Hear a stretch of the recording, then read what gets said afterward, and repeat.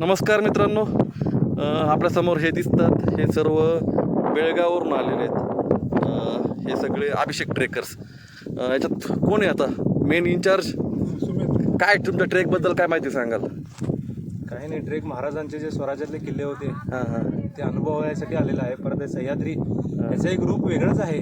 बरं, सह्याद्रीचा आता किती दिवस झाले बेळगावमधून बाहेर पडले? आम्ही बुधवारी बाहेर पडलो बेळगाववरून. बरं. बुधवारी रात्री आमचा हॉल्ट तोरणाच्या पायथ्याशी झाला.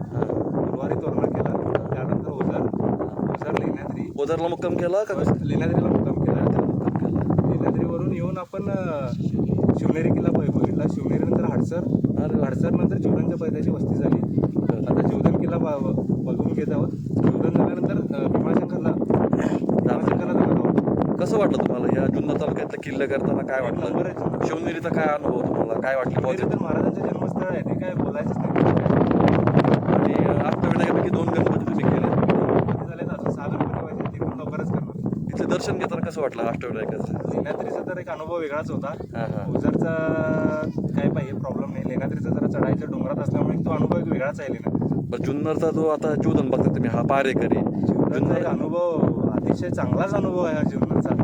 हा पहिला अनुभव आहे आमच्या सगळ्या अभिषेक ट्रेकरचा, की असा किल्ला आम्ही असा ट्रेक केलेला हा पहिला अनुभव. बरं, आता तुम्ही जे वानर सोडक्याला चाललेत ना, वानर वानर सोडका, तिकडे ॲडव्हेंचर ॲक्टिव्हिटीज केली जाते. काही 15 दिवसानंतर तिकडे व्हॅली आम्ही विचारलो, गावात चौकशी केली, पण ते बंद आहे म्हटलं सध्या, नाहीतर आम्ही ते पण करणार होतो. तुम्ही माझा नंबर घेऊन ठेवा, मी तुम्हाला सगळं तुम्हाला इन्व्हाइट करेन. त्याचं चालू झालं का?